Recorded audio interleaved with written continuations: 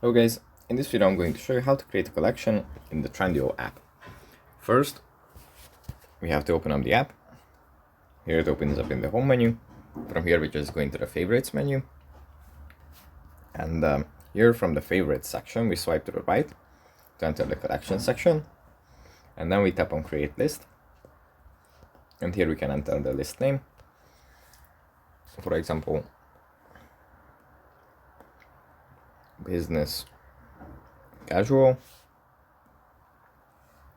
We create the list, and here we should have the list here. Let's try again. Business casual.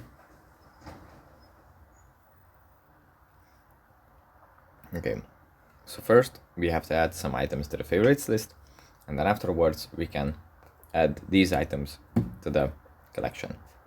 That's basically how it works. So yeah, that's pretty much it for this video. I hope it was helpful for you guys, and I'll see you in the next one. Bye.